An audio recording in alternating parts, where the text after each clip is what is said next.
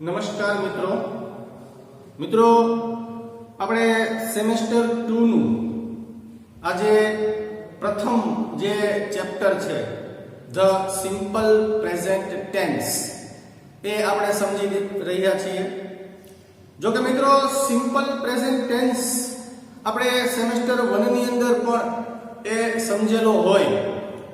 અત્યારે આપણે એ સેકન્ડ સેમેસ્ટરમાં મેં તમને અગાઉ કીધું છે ઘણી બધી વખત કે simple present tense, simple past tense, simple future tense એ સિવાયના જે હવે નવા ટેન્સ આપણે સમજવાના છે, શીખવાના છે, આ બધા ટેન્સ ધોરણ જેટલા આપણે અભ્યાસમાં લઈએ છીએ એટલે કે 12મા ધોરણ સુધી કે કોલેજના અભ્યાસ સુધી કે કોઈ પણ ક્ષેત્રમાં આપણને આ બધા જ ટેન્સ જે છે એ ખૂબ જ ઉપયોગી છે। કારણ કે ટેન્સ વગર વાક્ય રચનાઓને તૈયાર કરવી એ વસ્તુ પોસિબલ નથી। દરેક વાક્ય રચના જે છે એ કોઈક ને કોઈક ટેન્સની એ બનતી હોય જ છે। તો આપણે ટેન્સ જે છે એ સતત સમજવાના છે, સતત શીખવાના છે। ગ્રામરની અંદર ટેન્સ આપણા માટે ખૂબ અગત્યનો એ એક રોલ એ પ્લે કરે છે। તો અહીંયા આપણે સિમ્પલ પ્રેઝન્ટ ટેન્સ વિશે ફરી એક વખત એકદમ શરૂઆતથી એ સમજીએ, બરાબર છે। તો તમે ગ્રામરના ટોપિક નંબર 1 ને જોશો તો એમાં આપણને આપેલું છે સિમ્પલ પ્રેઝન્ટ ટેન્સ, સાદો વર્તમાન કાળ, બરાબર છે। સિમ્પલ પ્રેઝન્ટ ટેન્સ ની અંદર હવે સૌથી પહેલા તો ટુ બી ક્રિયાપદ એ સાદા વર્તમાન કાળની અંદર કેવી રીતે યુઝ થાય છે એની એ આપણે સમજ મેળવીએ। ટુ બી ક્રિયાપદ સિમ્પલ પ્રેઝન્ટ ટેન્સમાં ટુ બી ક્રિયાપદ જે છે એ કઈ રીતે યુઝ થાય છે? મિત્રો આપણને ખબર છે કે સાદા વર્તમાન કાળની અંદર ટુ બી ક્રિયાપદના રૂપો 3 સ્વરૂપમાં યુઝ થાય છે, એમ, ઇઝ અને આર, બરાબર છે। તો એમ, ઇઝ અને આર ક્યારે યુઝ થાય છે, કયા સર્વનામ સાથે યુઝ કરવામાં આવે છે એ વસ્તુની માહિતી આપણે અહીંયા લઈએ તો આપણી પાસે જે સર્વનામો છે, બરાબર, જેમ કે આઈ બહુવચન, વી બીજો પુરુષ એકવચન, યુ બહુવચન, યુ ત્રીજો પુરુષ એકવચનમાં હી, જો પુરુષવાચક હોય તો, સ્ત્રીવાચક હોય તો શી, અને કોઈ નિર્જીવ પશુ પક્ષી પદાર્થને દર્શાવતું હોય તો ઇટ। આ ત્રણેયનું બહુવચન આપણે ધે લઈએ છીએ। આ સર્વનામો થયા। હવે આ સર્વનામોની સાથે ટુ બી ક્રિયાપદના સ્વરૂપો કયા યુઝ થાય છે સાદા વર્તમાનના, તો એની ચર્ચા કરીએ। તો સાદા વર્તમાનમાં આઈ સાથે ક્રિયાપદ યુઝ થશે એમ, બરાબર છે। એમ ક્રિયાપદ એક એવું છે કે જે માત્ર અને માત્ર આઈ સાથે જ યુઝ થાય છે। આઈ સિવાય બીજા કોઈ સબ્જેક્ટ સાથે તમે એમ શબ્દ જે છે એનો યુઝ કરી શકતા નથી। ત્યાર પછી આવે છે વી, બરાબર, બહુવચનમાં આ બંને પ્રથમ પુરુષ છે આઈ અને વી।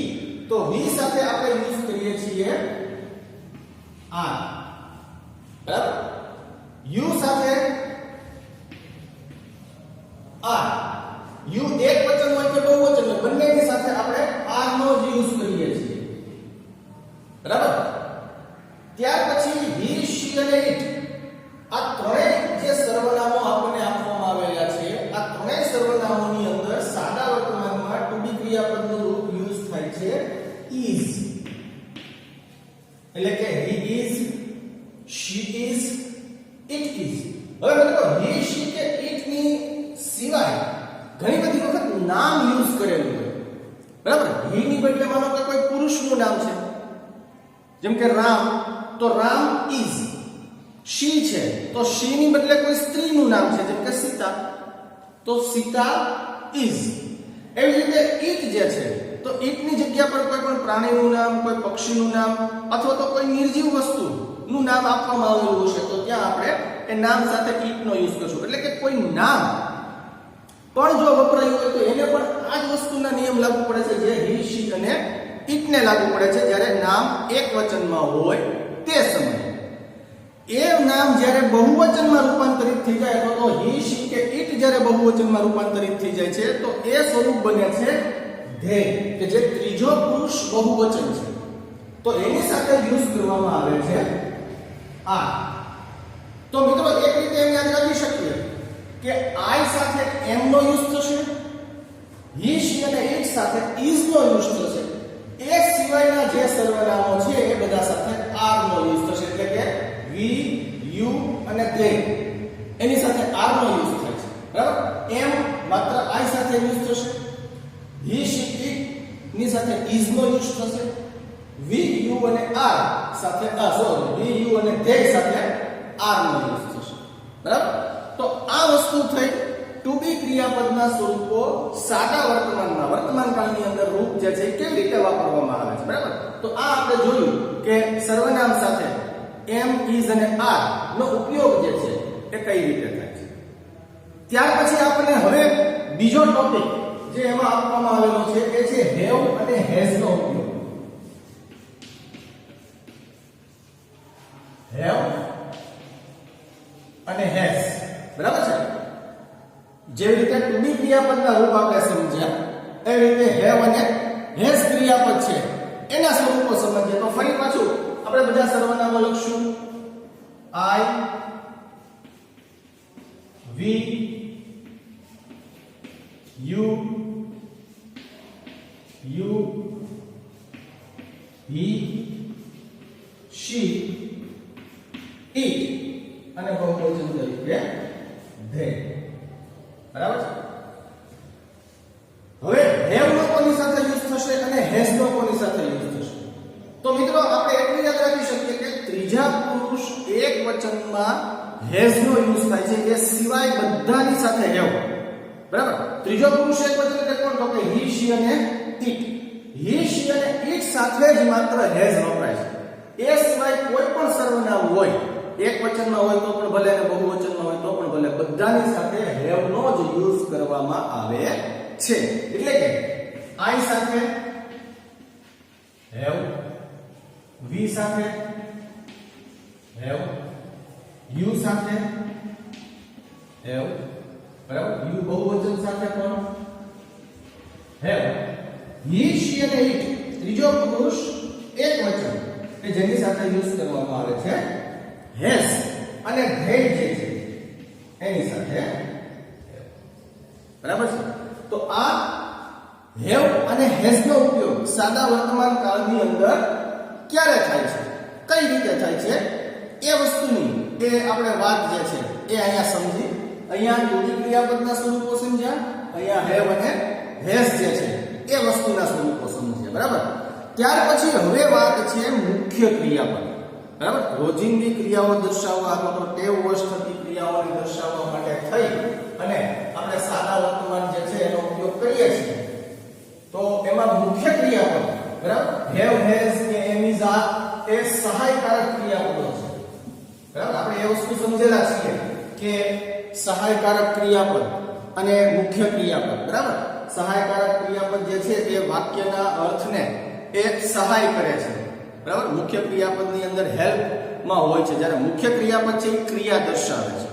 તો અહીંયા ત્રીજો જે આપણને ઉપયોગ આપવામાં આવેલો છે એ છે રોજિંદી અથવા તો ટેવવશ થતી ક્રિયાઓ એ દર્શાવવા માટે થઈને સાદા વર્તમાનનો ઉપયોગ જે છે એ કેવી રીતે કરવામાં આવે છે. બરાબર?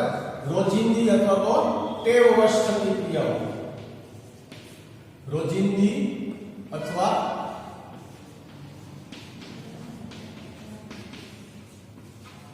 ટેવવશ થતી ક્રિયાઓ. તો મિત્રો આની અંદર આપણે અલગ અલગ કોઈ પણ ક્રિયાપદ જે છે એનો યુઝ કરી શકીએ. સર્વનામો જે છે એ આપણે એ જ રીતે રાખવાના રહેશે. બરાબર?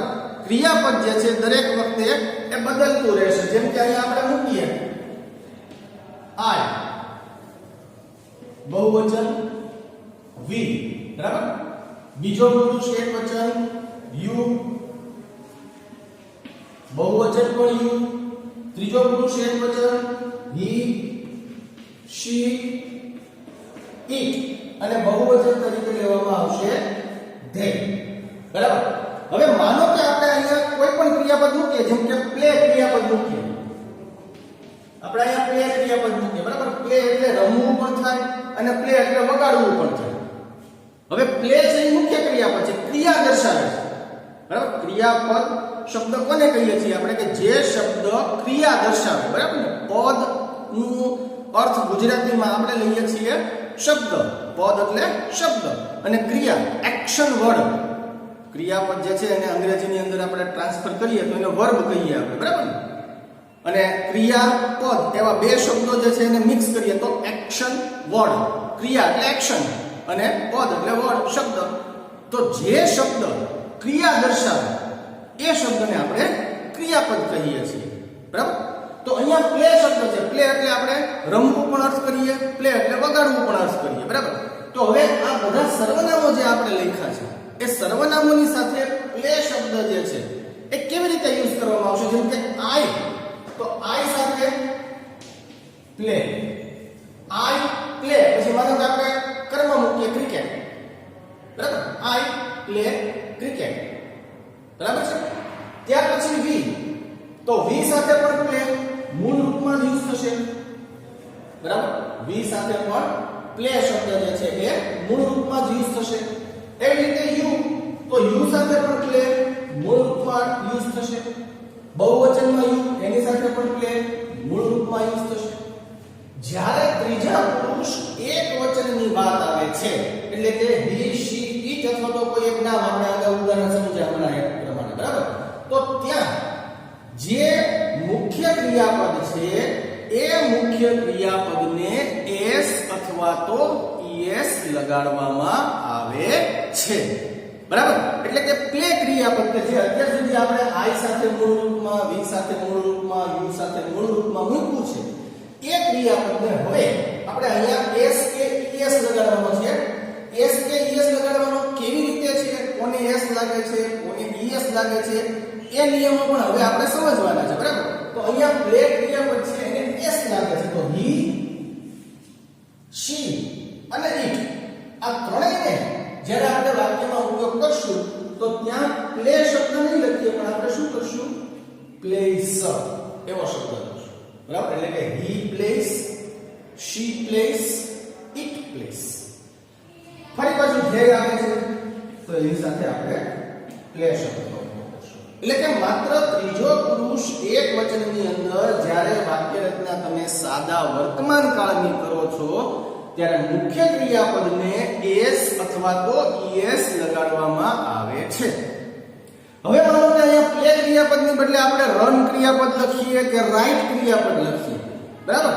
તો I run, we run, you run, he, she, it સાથે રન્સ. રન ક્રિયાપદને એસ લાગશે અને ધ્યેય સાથે રન. એવી રીતે માનો કે રાઇટ મૂકીએ, રાઇટ એટલે લખવું. તો I write, we write, you write, he, she, it સાથે એસ લાગશે એટલે કે he writes, she writes, it writes અને પ્લે સાથે પાછું રાઇટ શબ્દ આવશે. તો આ પ્રકારે અલગ અલગ જેટલા મુખ્ય ક્રિયાપદો છે, બરાબર, એ બધા જ ક્રિયાપદોની એક પછી એક યુઝ કરશું ત્યારે આપણે એ વસ્તુને જોશું કે મુખ્ય ક્રિયાપદને જ્યારે ત્રીજા પુરુષ એક વચન સાથે યુઝ કરવામાં આવે છે તો સાદા વર્તમાન કાળની અંદર એની સાથે એસ અથવા તો ઈએસ લાગે છે, બરાબર.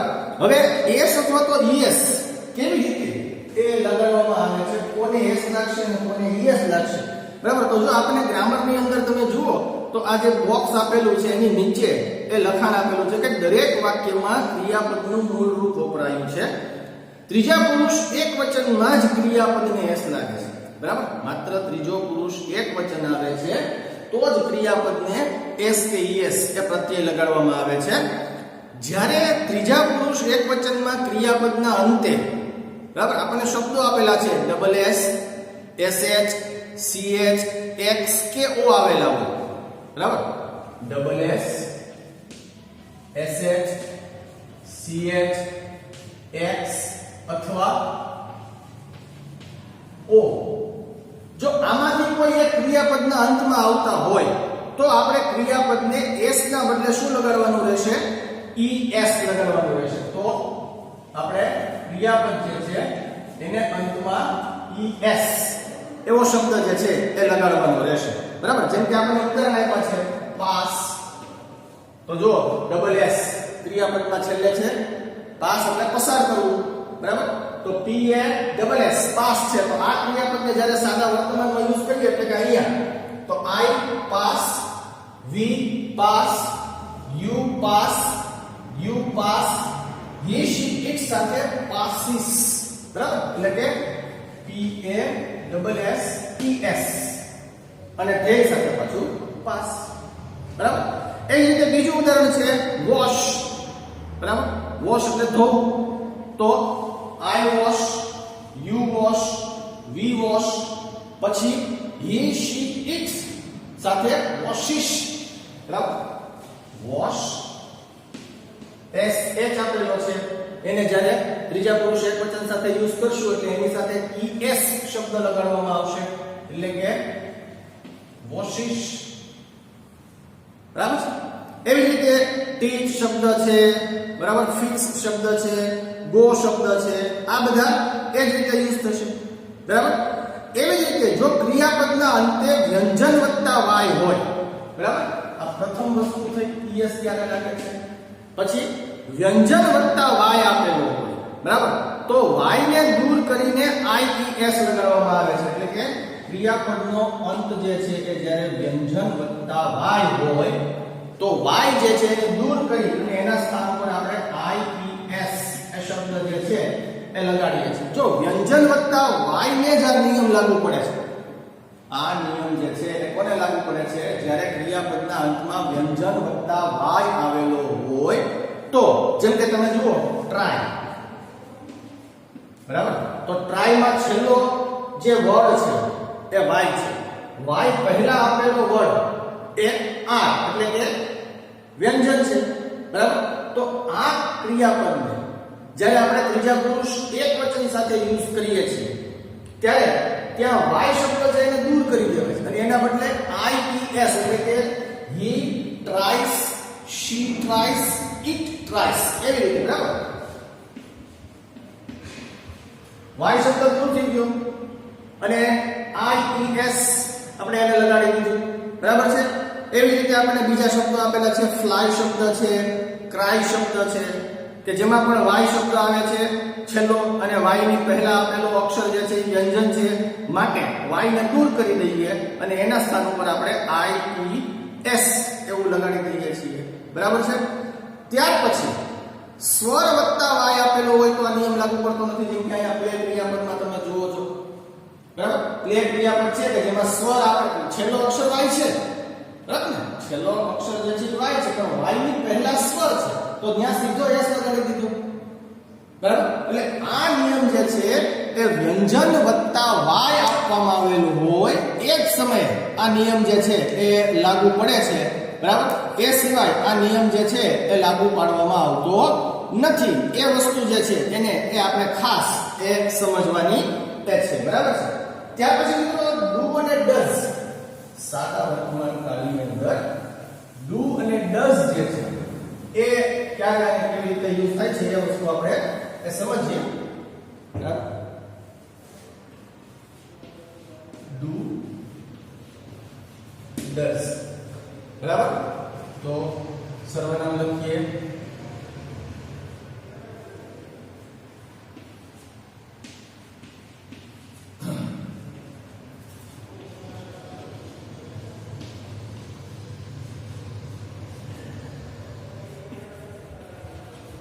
બરાબર ડુ અને ડઝ નો સાદા વર્તમાનની અંદર ક્યારે એ યુઝ કરવામાં આવે છે કેવી રીતે યુઝ થાય છે તો માત્ર ત્રીજા પુરુષ એકવચન સાથે ડઝ એ સિવાય બધા જ સાથે ડુ જે છે અથવા ડઝ જે છે એ સાદા વર્તમાનની અંદર સહાયકારક ક્રિયાપદ તરીકે વાપરવામાં આવતું એક ક્રિયાપદ છે બરાબર જેવી રીતે આપણે આ ટુ બી ક્રિયાપદ એમ ઇઝ આર વાપર્યા છે બરાબર ડુ બે રીતે વપરાય છે મુખ્ય ક્રિયાપદ તરીકે પણ વપરાય છે અને સહાયકારક તરીકે પણ વપરાય છે બરાબર એ વસ્તુ આપણે એ સમજવી પડશે હમણાં એક આપણે ઉદાહરણ લઈએ એટલે આપણને એ વસ્તુનો ખ્યાલ આવી જાય જેમ કે આઈ ડુ આઈ સાથે ડુ નો યુઝ થશે we do you do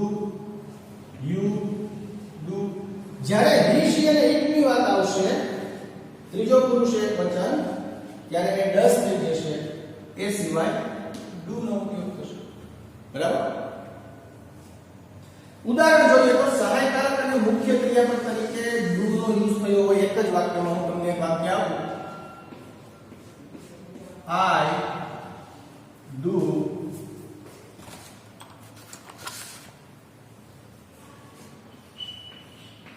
not do my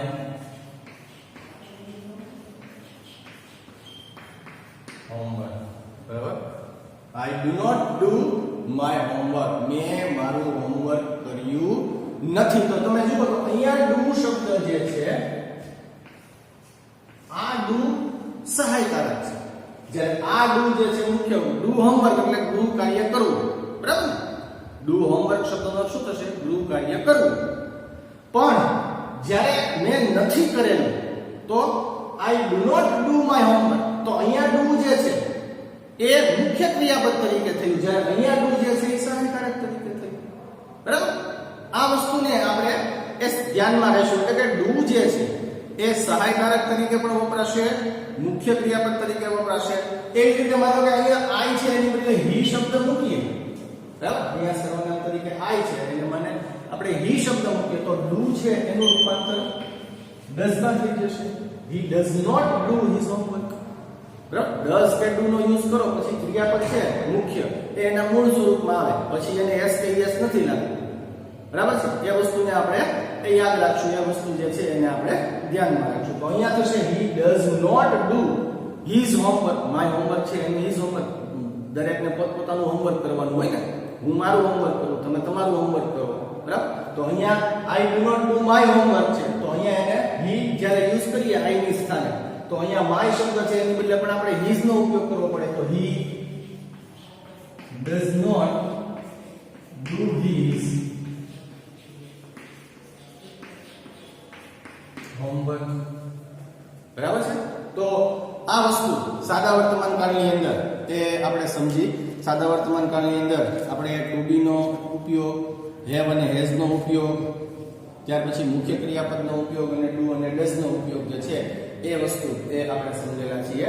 next લેક્ચરમાં આપણે અહીંથી આગળ એ સમજૂતી મેળવીશું.